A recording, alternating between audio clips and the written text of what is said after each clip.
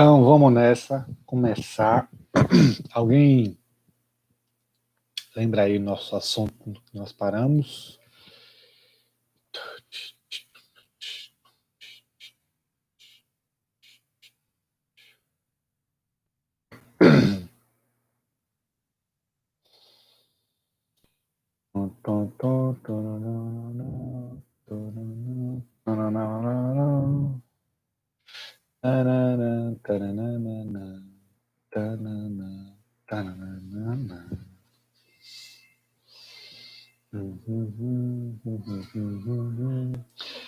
Ciclo PDCA. Obrigado, Nara.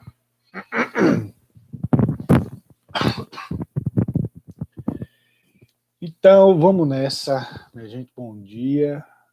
Bom dia, bom dia. Final de semestre chegando, dentro de um contexto que ninguém esperava, mas vamos nessa, beleza? A gente estava só querendo realmente confirmar onde a gente tinha parado, a contribuição ainda não era legal. Ciclo PDCA, então vou resgatar, se não me engano, eu expliquei o início do ciclo PDCA e a gente vai detalhar e finalizar o assunto e fazer uma breve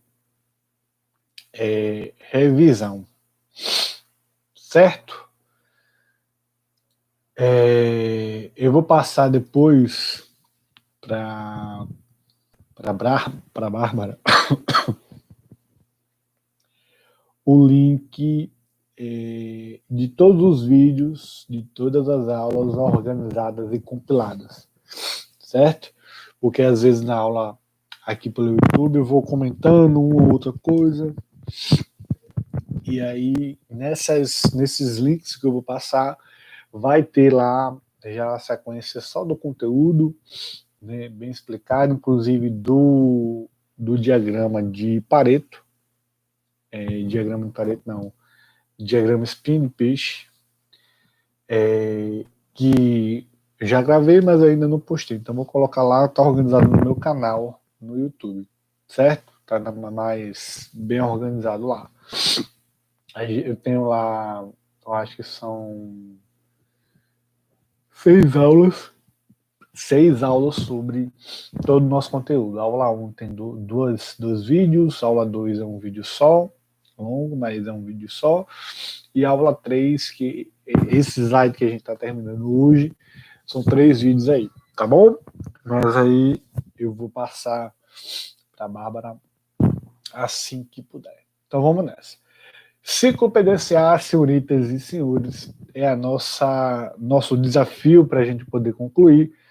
E aí eu gostaria de lembrar você que no ciclo PDCA é a última ferramenta nossa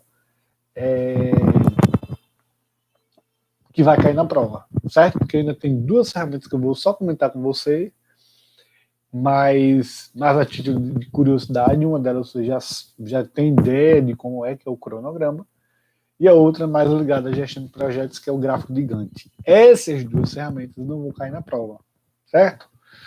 Eu vou comentar, mas não vai cair na prova. O que vai cair na prova é até aqui o ciclo PDCA, beleza? Então vamos lá. Eu tinha colocado que o ciclo PDCA ele tem uma pegada muito ligada a pós-Segunda Guerra Mundial, toda aquela conjuntura de desenvolvimento, né, que o Japão precisava ter, né, pós-Segunda Guerra Mundial, uma estrutura toda danificada, acessos, e aí a galera começou a ter ideias de como buscar melhorias, né, como controlar também seus processos, certo? E aí, dentro dessa ideia, surgiu também o ciclo PDCA.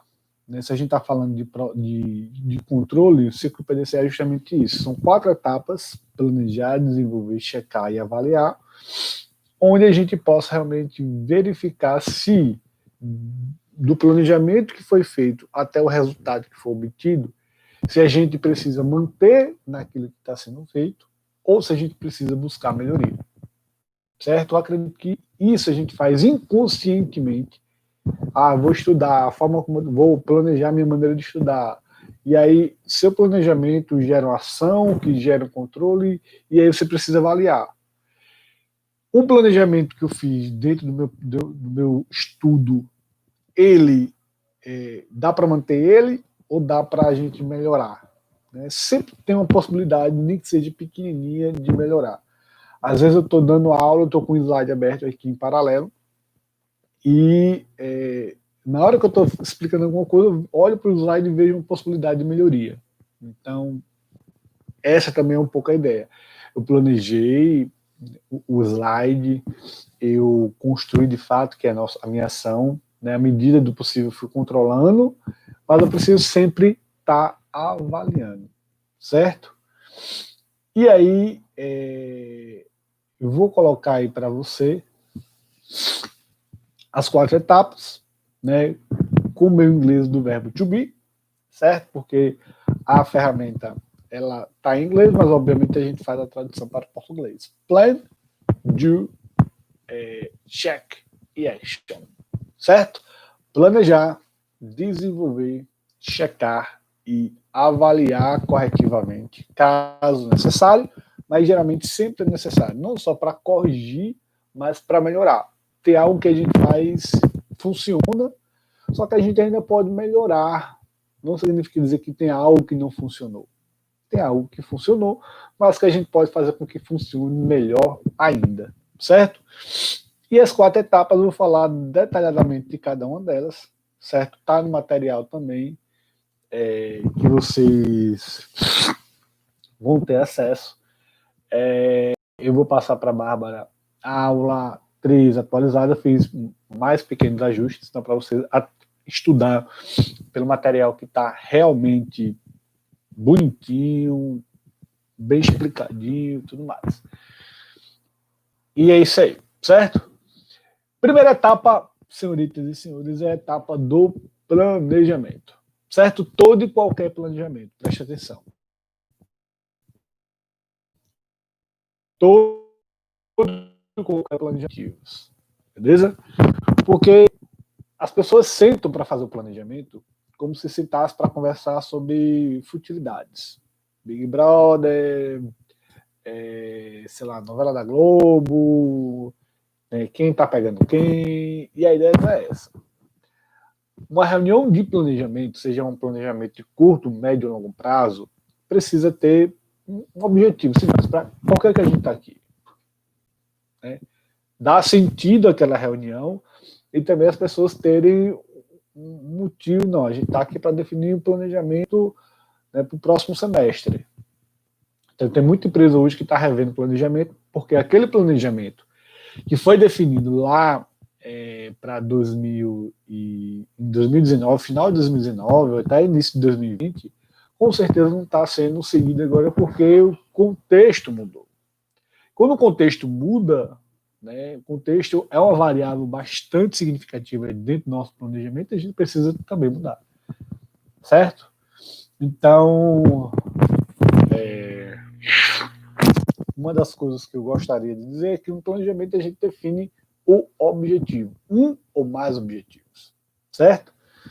E o segundo ponto importante que vocês devem considerar num planejamento é definir os processos necessários. Lembrando, processos é todo e qualquer conjunto de tarefas que precisam ter começo, meio e fim.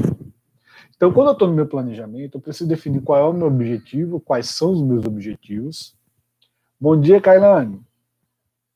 E eu preciso também definir quais são as minhas tarefas, ou quais são as tarefas necessárias para atingir meu objetivo. Certo? Isso nas ações mais simples até as mais complexas. Né? A gente às vezes faz isso inconscientemente. Né? Eu preciso alcançar isso, ou eu quero alcançar isso. Para que eu consiga alcançar isso, eu preciso fazer isso, isso e isso. Então, tá meio que na nossa mente, no nosso inconsciente. Só que a gente precisa, independente da área, e eu volto a dizer, qualquer área hoje precisa ter um mínimo de consciência sobre, né, uma sequência de ações ou ter um repertório que te dê condições de fazer melhor aquilo que você se propõe. Seja estudar, como é o caso de cada um aqui, seja no trabalho, qualquer ambiente. A gente precisa e pode se utilizar da lógica das ferramentas, certo?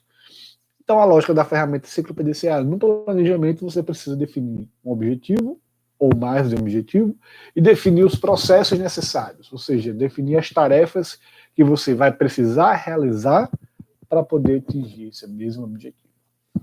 Beleza?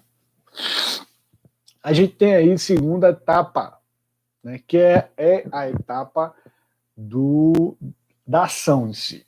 Se você planeja, não adianta você construir o plano mais bonito que seja, beleza? E você, não, tá bom. Não tá bom. Não tá bom.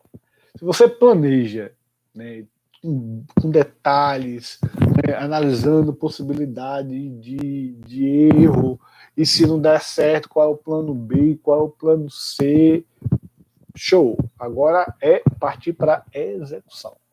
Partir para execução. Certo?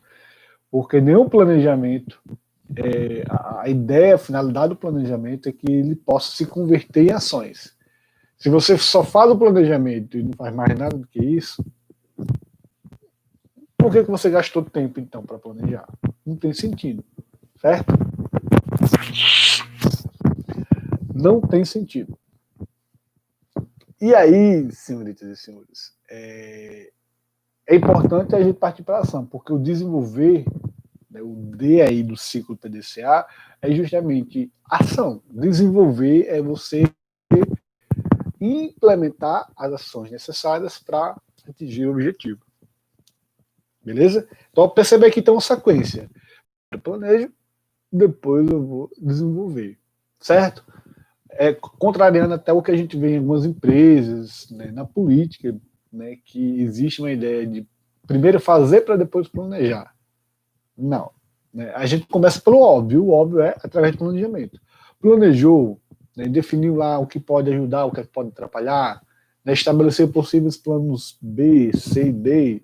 Show. Agora vai implementar, vai colocar a mão na massa e vai fazer. Beleza? Em seguida, a gente tem a etapa de checar. Eu planejo, eu desenvolvo, né, coloco a mão na massa, e agora eu vou, senhoritas e senhores, eu vou verificar, monitorar se aquilo que eu planejei está de fato acontecendo. Um exemplo muito simples, né, para quem já fez alguma coisa na cozinha que não seja miojo, certo? Eu não conto miojo como algo, eu vou fazer, eu sei cozinhar. Tu sabe fazer o quê? Miojo.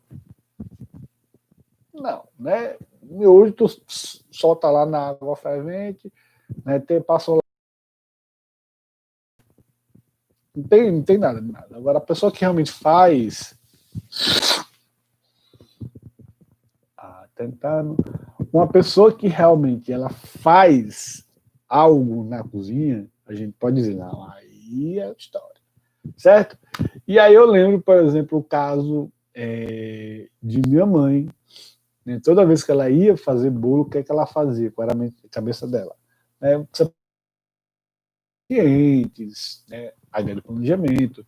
Depois de todos os ingredientes separados, misturava lá tudo numa ordem que ela estabelecia. Primeiro, sei lá, primeiro a farinha, primeiro o açúcar. Também, tudo é uma questão de prática. Né? Concordo, Caramba, concordo. Como a gente, depois de separar, ela colocava açúcar, manteiga, e aí concluía o bolo, colocava no forno. E a forma dela monitorar se o bolo estava ou não bom é pegando um palitinho de dente e no meio do bolo colocava lá. Quando ela tirava, se no palito de dente ainda vinha pequenos fragmentos de massa, quer dizer que o bolo ainda não estava bom. Certo? Se ao tirar o palito de dente ela perceber que não tinha nada, opa, o bolo tá bom. O bolo tá bom. Então, assim, ela planejava o bolo, ela fazia de fato o bolo, e agora, para ver se o bolo estava bom no forno, tinha aquela lógica da gente ver se estava bom ou não com o palito de dente.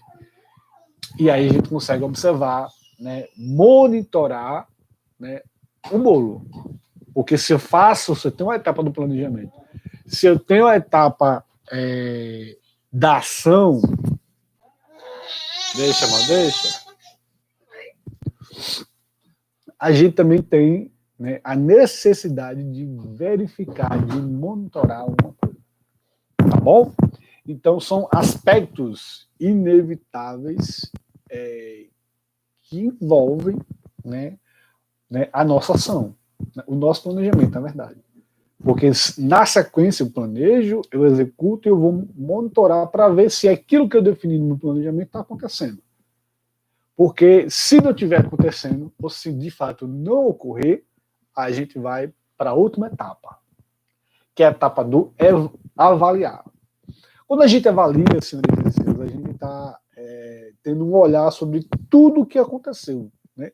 E esse olhar ele deve ser feito desde o planejamento até o resultado final. Né? Copa de 2014. Todo mundo deve lembrar, né? Não? Quem não lembra? Quem não lembra, na verdade?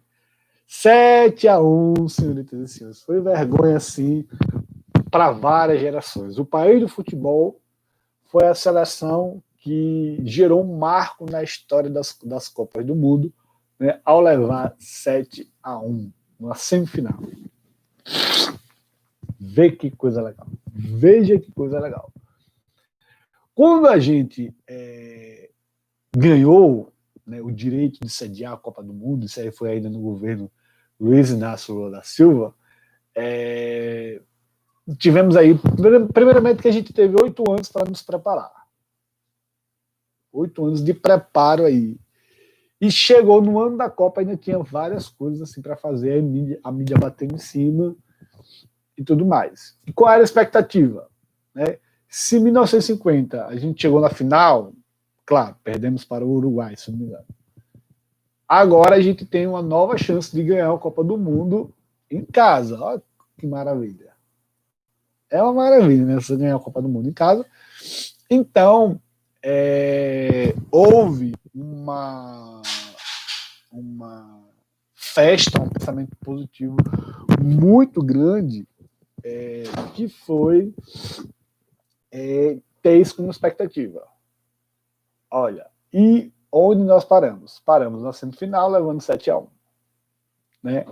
Quando a gente avalia todo um processo aí, né, não olhando para a forma de estruturar a Copa do Mundo, mas olhando para a maneira, né, como o time ele foi estabelecido, enquanto outros times estavam mudando, né, o Brasil, de certa forma, entrou na zona de conforto.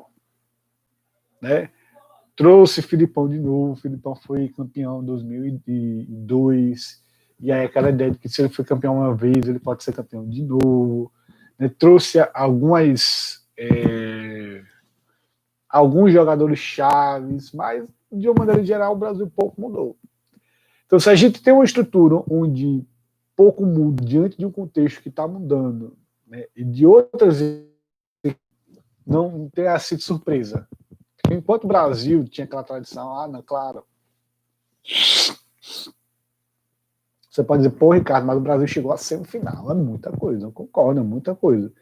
Mas até o momento que pegou uma seleção de igual para igual, até, como foi o caso, bastante superior, aí a gente sentiu. Sentiu mesmo. Porque antes, um ou outro jogador estava se sobressaindo, porque aquilo ali não era uma equipe. E a gente percebe que é importante também a gente avaliar o cenário para ou manter, se está dando certo, mantém, mas buscar melhoria. Porque se tudo está mudando, empresas, pessoas e cenários estão mudando, por que eu vou manter? Por que eu vou permanecer na mesma ótica? Então, olhe para você, futuro profissional de direito. Né? O cenário está mudando, o direito está mudando, jurisprudência está mudando. Se você entra para fazer o curso com uma determinada mentalidade, você está talvez desconsiderando todo o contexto aí, todas as adaptações, todas as novidades dentro da área de direito. Então, aí eu quero tal área, beleza, é natural. Mas não se feche para outras áreas, para outras possibilidades, que à medida que o curso vai fluindo, você pode ter a possibilidade.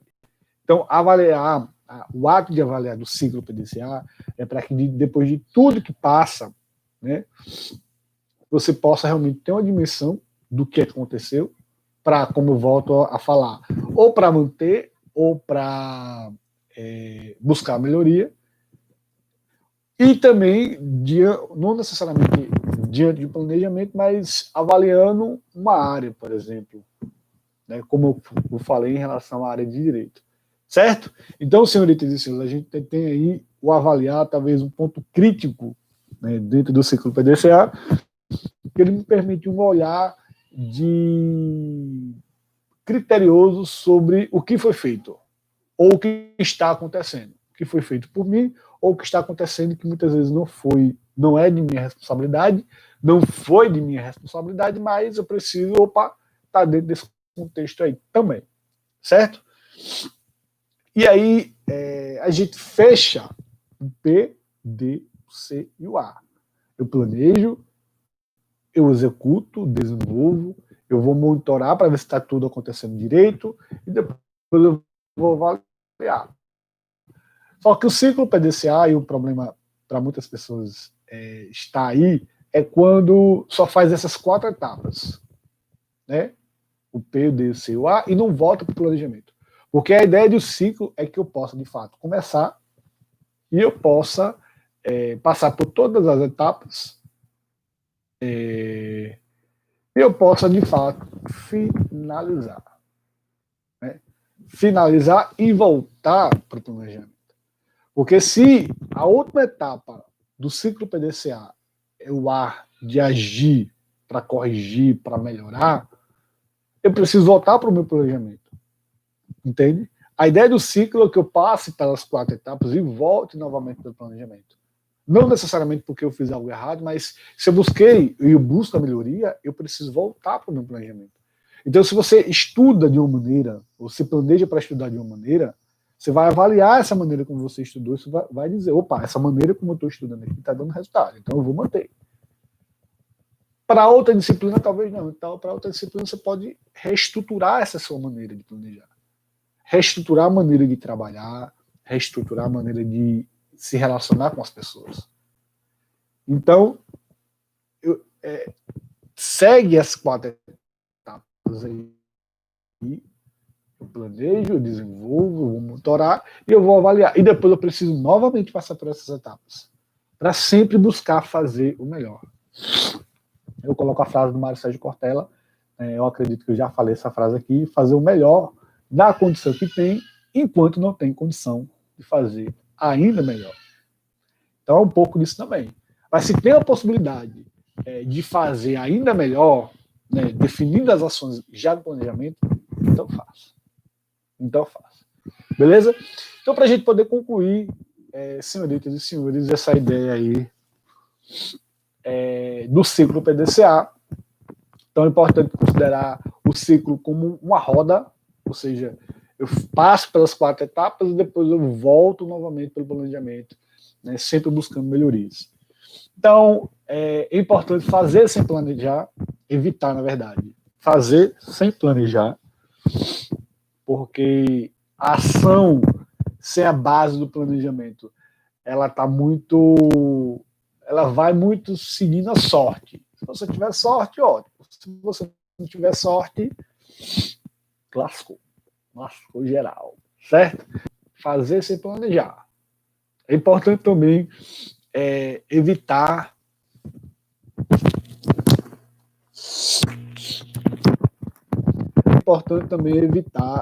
definir os objetivos e não definir os métodos para atingi-los. Então, se você definir no seu planejamento, eu quero chegar ali,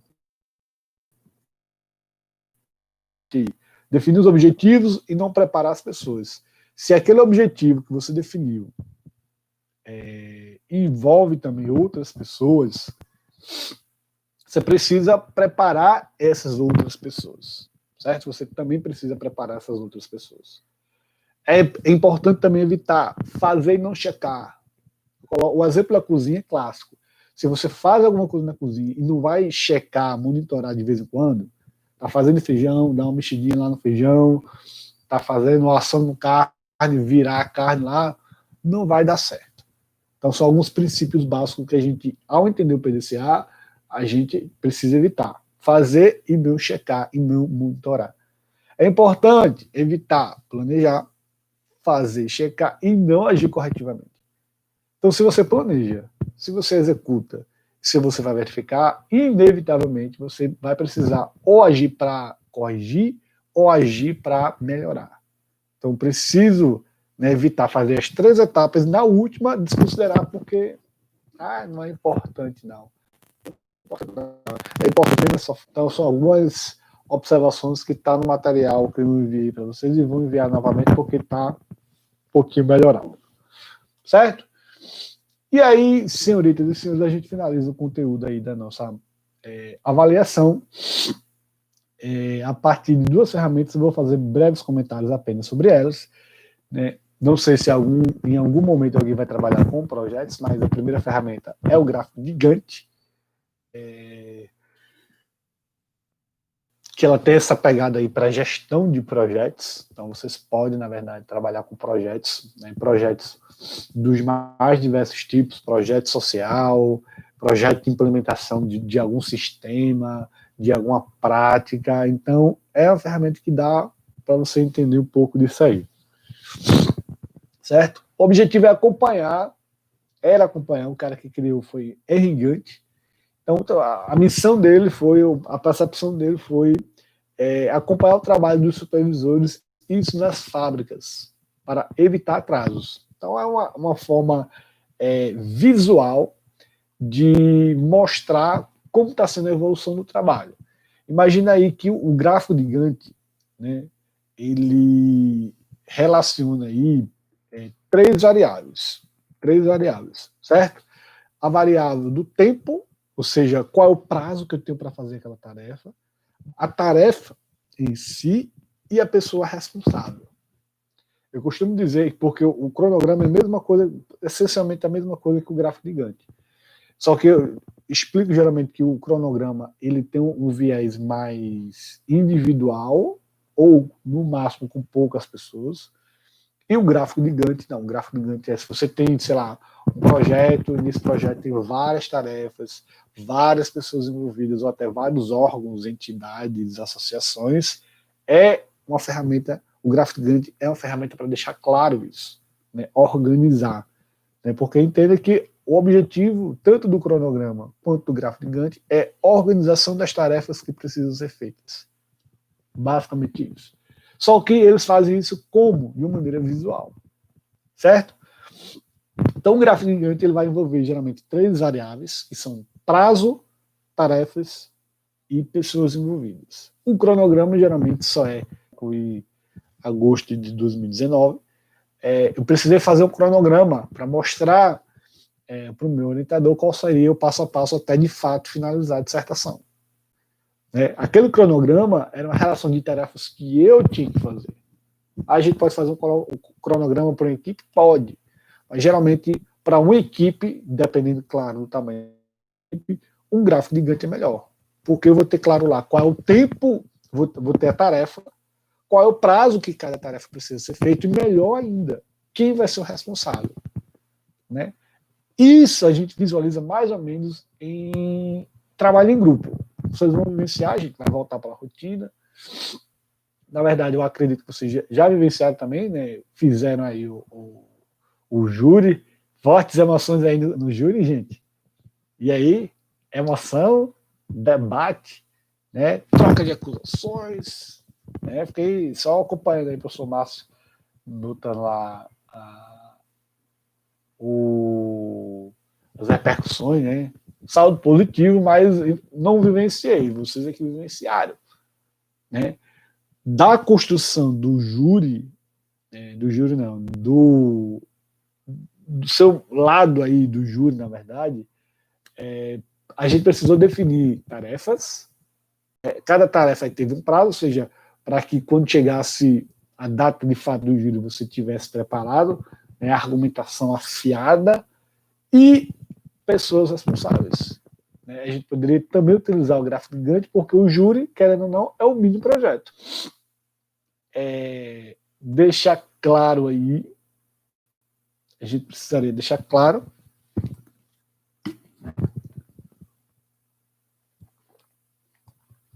como seria o papel de cada um. Então, quando a gente envolve pessoas, tarefas e prazos, a gente está falando do gráfico de Gantt. O cronograma segue a mesma linha, só que o cronograma ele tende a envolver apenas tarefas e prazos. Beleza? Essas duas ferramentas, como eu falei, elas não vão estar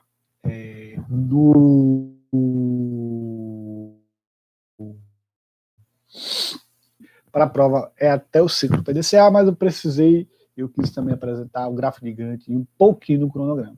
Tem um pouco mais da teoria, né, no material, caso você queira dar uma olhada, beleza? Então, senhoritas e senhores, ao momento agora a gente vai fazer uma revisão de tudo, certo? Porque, lembra, o assunto para a V2, que vai ser próxima quarta-feira, ó, que coisa boa, semana de prova de vocês começa próxima semana, e próxima quarta-feira é a minha queridíssima avaliação, beleza? O assunto é acumulativo, tá? É slide 1, slide 2 e slide 3, certo? Vou só mandar o slide 3 aí atualizado, mas cheio de boniteza, com algumas coisinhas mais legais, para facilitar o seu estudo, tá bom? E aí eu vou dar uma geral no slide 1, no slide 2 e também no slide 3, certo? Eu vou mandar um mapa mental do slide 3, né? Quando for mandar aula 3 aí para a Bárbara, eu vou mandar os links, né, das aulas gravadas em sequência, bem legal aí para vocês poderem estar estudando. E eu vou também mandar um mapa mental do slide 3, né? E aí eu sugiro que vocês façam o mapa mental do slide 1 e 2, ou refaça, certo? Vamos lá. O slide 1, senhoritas e senhores, a gente tratou, né, de alguns temas aí. A gente tratou de empregabilidade, seus pilares, a gente falou sobre trabalhabilidade, metas e objetivos, tipos de inteligência e definição de competência. Beleza? Empregabilidade é a capacidade ou a desenvoltura de um indivíduo de conseguir um emprego ou de se manter nele. Certo? E aí, para essa ideia de conseguir um emprego ou se manter nele ser estruturada de fato, a gente tem a ideia dos pilares, que nada mais são do que pontos importantes para que eu possa desenvolver a minha empregabilidade. Certo? A gente conversou sobre 6 pilares da empregabilidade: satisfação, saúde, finanças, currículo ou competitividade do currículo, marketing pessoal e reputação. Beleza? Esses foram os nossos 6 pilares aí. Satisfação diz respeito ao bem-estar que você tem ou deveria ter em uma determinada tarefa. Saúde diz respeito ao equilíbrio entre saúde intelectual, né, ou psicológica e saúde física. A parte das finanças diz respeito ao quão organizado ou organizada você precisa ser para focar realmente no trabalho, porque profissional focou no trabalho por conta de, sei lá, de dívidas, por exemplo, é um tipo de profissional que vai perder em produtividade, então a gente precisa ser organizado fora do trabalho para focar dentro do trabalho. A gente tem aí competitividade do currículo. Competitividade do currículo diz respeito a isso que vocês estão fazendo aqui. Se você está me assistindo agora ou vai me assistir depois, não só através dessa aula, mas qualquer outra aula, é a ideia de que você está investindo para deixar seu currículo competitivo. Inicialmente com uma formação acadêmica, posteriormente também agregando com experiências. A ideia é essa. A gente vai para os outros dois pilares, dois últimos pilares, que é o pilar do marketing, que a ideia do marketing pessoal diz que o marketing é o equilíbrio entre dois fatores, a aparência e o conteúdo. Se a gente investe na aparência, mas não investe em conteúdo, o produto só tem embalagem. Né? Aquele produto que eu acredito que todo mundo já comprou um produto que é bonito pela embalagem, a gente só comprou pela embalagem. Quando a gente vai provar, sei lá, um biscoito, um xilito, seja lá o que for, não é legal. Porque só tinha embalagem, não tinha conteúdo. É ser humano, a gente às vezes faz essa metáfora também. Quando a pessoa tem aparência, mas não tem conteúdo, é só beleza. Certo? Às vezes acontece também ter o inverso, ter conteúdo, mas não se preocupar com a aparência. Então a gente precisa ter um meio termo aí. Certo? Marketing pessoal é o equilíbrio entre esses dois elementos e eu tenho responsabilidade sobre ele. Então, meu marketing, eu tenho responsabilidade sobre a minha aparência e sobre o meu conteúdo. O que eu não tenho controle, ou teoricamente não é de minha responsabilidade necessariamente, é a reputação. A reputação é o que os outros vão falar sobre mim. Então, a partir do marketing que eu vou construir, a partir da minha imagem, do meu conteúdo, as pessoas vão falar. E as pessoas sempre falam.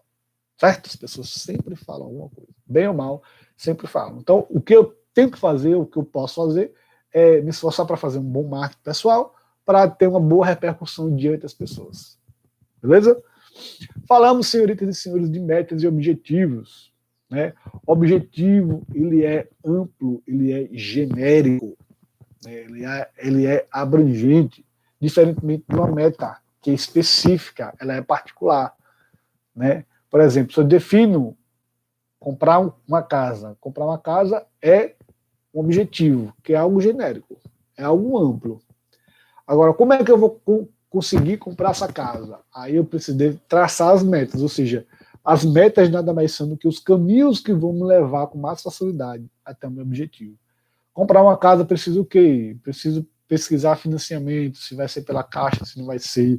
Eu preciso juntar dinheiro, eu preciso ver o bairro que eu quero, se vai ser no Eusébio, vai ser na Calcaia, se vai ser em Maracanaú, vai ser onde? Preciso definir também.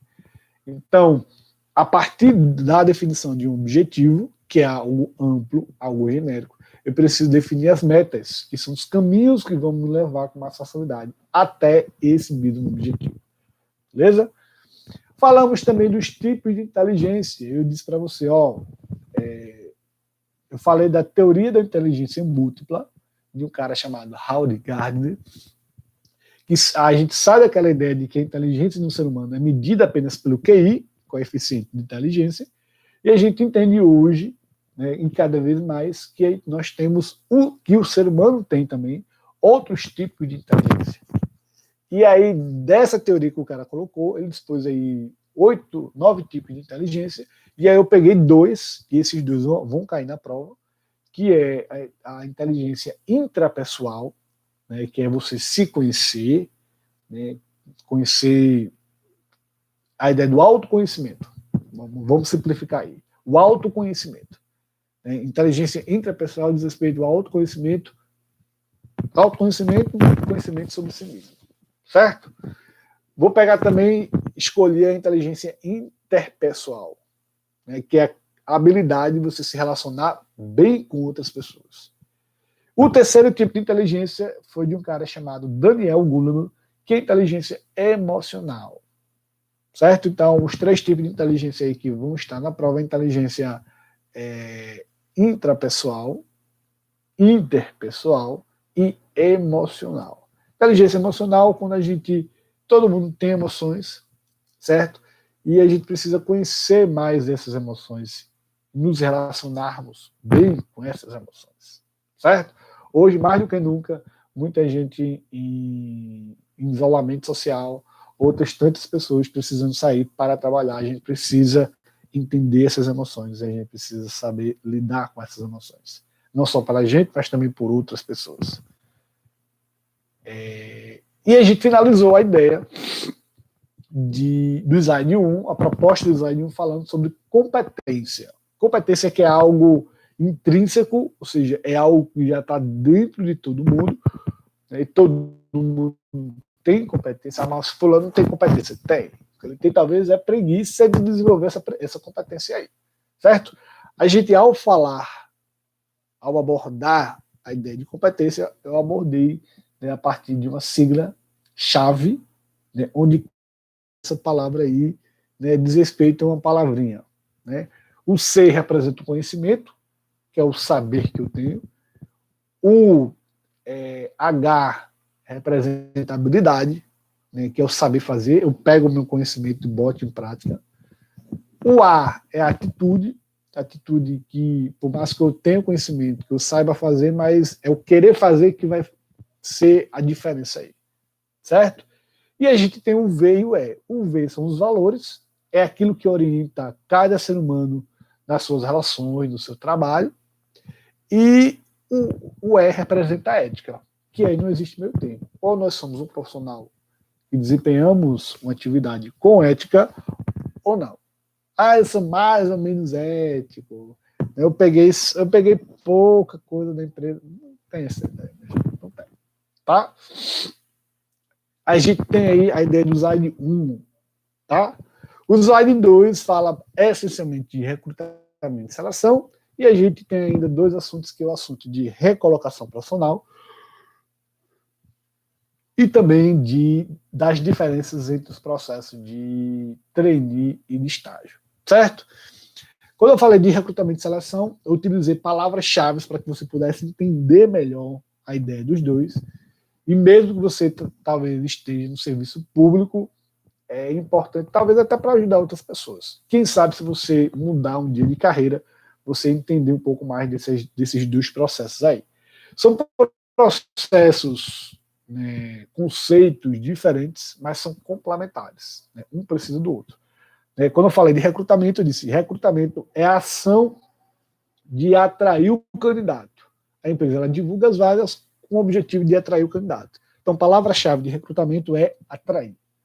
Depois que os candidatos estão na empresa, claro, feito uma devida escolha ali, de quem tem ou poderia se identificar com o cargo, eu vou fazer um filtro. E a seleção é justamente isso, um filtro. A palavra-chave é filtro. Eu vou identificar qual perfil se adequa melhor ao que eu estou tendo por objetivo. Certo? Quando eu falei de recrutamento, eu destaquei algumas técnicas para poder fazer o recrutamento: divulgação das vagas através da internet, de amigos, de jornais, revistas. Em seleção, a gente também tem algumas etapas aí. Eu destaquei aí 5: análise de currículo, entrevista, testes, dinâmicas e o exame, que não é o exame admissional. Geralmente esse exame ele tende a aparecer mais em concurso, que é um exame em caráter eliminatório. Se você não passar fazendo tais e tais testes, tais e tais exames, você está eliminado aí, certo? Antes dessas 5 etapas, geralmente, para muitas empresas estão fazendo, não vou dizer que todas, eu vou dizer que muitas empresas estão fazendo, que é uma análise das redes sociais do candidato. Aí tem gente que diz: mas não pode. Por que não pode? Por que não pode? Porque a empresa, ela recebe seu currículo e tem gente que mente no currículo. Qual a garantia que a empresa tem de que aquela informação que consta no currículo é uma informação verídica? Ela vai buscar um pouquinho mais, algumas, através das redes sociais, que são meios, onde o ser humano tende a ser quem de fato ele é, tende a não mentir. Certo? Então dê uma olhadinha aí na definição, nas etapas aí de recrutamento, nas técnicas de recrutamento e nas etapas de seleção. Beleza? A gente também falou no slide 2 de recolocação profissional. É um tema que, infelizmente, hoje está sendo muito abordado. As empresas, por N motivos, estão precisando demitir, só que essa empresa que está demitindo, ela pode ajudar esse profissional a se recolocar no mercado de trabalho. Então, são geralmente ações de grandes empresas que, após a demissão, oferece uma ajuda para esse profissional. Orientação de currículos, dicas o que falar, ou como se comportar na hora de uma entrevista, para acionar o network da pessoa, porque todo mundo tem uma rede de relacionamento que pode ajudar no momento de desemprego. Então, a empresa ela pode dar um suporte. Né? Pequenas e médias empresas podem fazer isso? Pode. Certo? Pequenas e médias empresas também podem fazer isso. Certo? Então, é importante que você tenha consciência de que, a princípio, todas as empresas fazem ou podem fazer, mas geralmente é uma prática de grandes empresas. Tá bom? E, por fim, senhoritas e senhores, a gente conversou no slide 2 sobre as diferenças entre os programas de estágio e de trainee, certo? Que são possibilidades de carreira aí, tanto o estágio em si, né, você pegar mais envolvimento com o direito, né, começar a criar uma rede de contatos, estagiando, sei lá, na OAB, em tribunal, não sei, ou, de fato, indo para um programa de estágio, que geralmente de estágio não, de trainee, né, programas de trainee geralmente pegam, né, selecionam estudantes que estão no final da graduação ou com até 2 anos de conclusão da graduação, certo? Vai depender muito do objetivo profissional de cada um. Então, esses foram do slide 2. No slide 3, senhoritas e senhores, foi o que a gente concluiu hoje com o ciclo PDCA, certo? Com o ciclo PDCA de planejamento. Então, tudo que a gente tratou envolve planejamento, certo? Então, a gente começou pela definição de planejamento, né, que é uma ação que visa definir um objetivo, que relaciona processos, ou seja, um conjunto de ações, né, que geralmente a gente vai envolver o futuro, certo? Então, perceba lá quais são as palavras-chave de planejamento, beleza? E aí, para a gente poder falar melhor de planejamento, eu disse que a gente precisa das ferramentas de planejamento, certo? E aí, qual é a ideia de uma ferramenta de planejamento? É ser um método, ou seja, né, ser um caminho através do qual você vai pensar melhor uma situação. Seja essa uma situação de criação ou de resolução de um problema, certo? Então, entender a proposta da ferramenta de planejamento faz com que, quando você estiver vendo, estudando de fato a ferramenta, você, opa, eu preciso de um método, né? um meio através do qual eu vou fazer alguma coisa. Beleza? E aí a gente entrou de fato no universo das ferramentas. Né? Para a prova, senhoritas e senhores que me assistem, vamos ter 5 ferramentas, certo? Vai ter análise SWOT, também conhecida como análise FOFA. Vai ter diagrama espinho de peixe, que eu vou mandar um link da aula disso aí para você poder entender legal. Vai ter o gráfico de Pareto, vai ter 5W2H, ou plano de ação, e vai ter o ciclo PDCA. Essas são as 5 ferramentas nossas aí. Vai ter questão na prova que vai abordar a teoria da ferramenta. Então, se você entender, né, na essência, né, cada ferramenta, tá tranquilo. E tem algumas ferramentas também que eu vou pedir, não é necessariamente uma prova, mas como é que a gente poderia aplicar. Por exemplo, sobre a ferramenta 5W2H, eu coloquei uma questão onde eu dou um textinho, e nesse textinho, no slide, está bem explicado. Sugiro que você pegue o slide 3 para dar uma olhada nessa parte aí. Eu dou um texto, onde no texto eu vou identificando algumas variáveis, né? Para quem não lembra, a ferramenta 5W2H nos apresenta 7 diretrizes ou 7 perguntas, certo? E muitas vezes, no estudo de caso, já tem algumas dessas perguntas, né? Na prova, eu dou o texto e eu peço para você identificar nesse mesmo texto quais das diretrizes já estão aí, né, possíveis, quais são possíveis de identificar. E aí, se você não precisa decorar quais são as perguntas, eu já vou dar lá as perguntas, né, da ferramenta, e aí você vê, é só você entender e identificar, e marcar a questão. Certo? No material tem exemplos da ferramenta diagrama espinho de peixe, do gráfico de Pareto, certo? O gráfico de Pareto lembra que representa um problema. Deixa eu ver o que mais. Tem da ferramenta 5W2H também. Então, das 5 ferramentas, 3 tem estudo de casa aí para você mergulhar e entender melhor. Tá bom? Então, no mais, senhoritas e senhores, resumão aí, certo? Como eu disse, eu vou mandar o slide 3 com pequenas melhorias, então estudem por essa aula que eu vou mandar. Eu vou mandar todas as nossas aulas lá em sequência. Slide 1 tem 2 aulas, slide 2 tem 1 aula, slide 3 tem 3 aulas, para que você possa estudar, perdeu alguma coisa, né? Ou como de fato eu não consegui dar aula em um dia, que foi sobre o diagrama espinho de peixe, tá essa aula lá, certo? Bem organizada, bem bonitinha, com um slide aparecendo. Então é uma coisa bem legal, melhor a princípio do que o YouTube, que eu não consigo fazer aparecer o material, né? Parece que tem uma forma como fazer isso, tem um programa que você utiliza aí, eu não descobri ainda, tentei, mas não consegui. Então, nessas aulas que eu vou mandar, tem lá a explicação também com material, certo?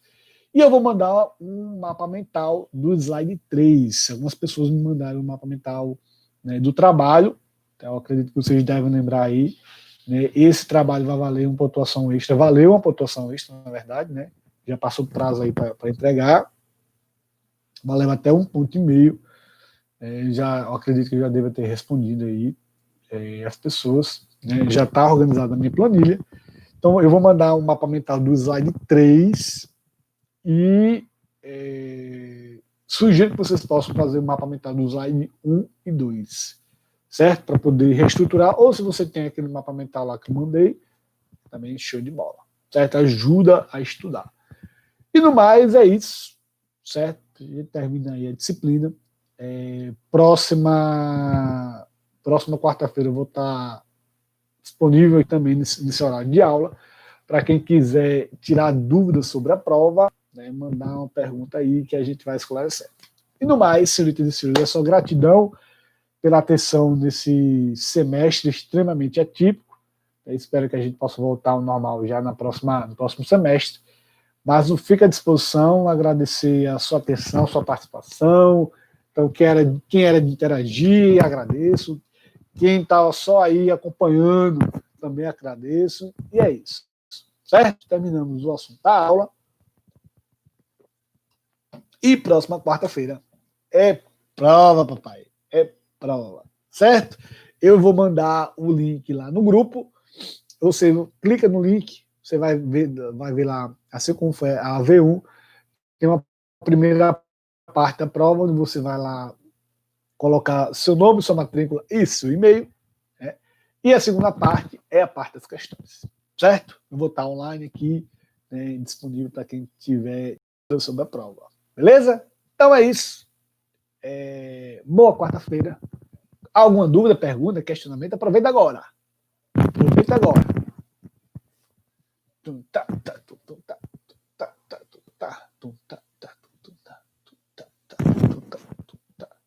Nenhuma dúvida, tudo tranquilo. Quarta-feira vai ser 10 aí. Esse vácuo quer dizer que vai ser 10. Vai ser 10. Então, senhoritas e senhores, obrigado, Joana. É uma pena da gente não ter tido mais aulas presenciais, mas quem sabe vocês dão um azar de mim.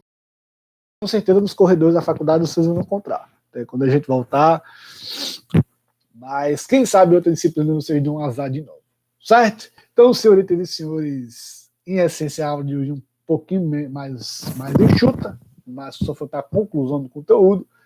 E é isso. Qualquer dúvida, estou lá no grupo, né, quiser mandar aí uma mensagem, tirar alguma dúvida sobre alguma coisa, eu vou mandar o material agora para a Bárbara, tá bom?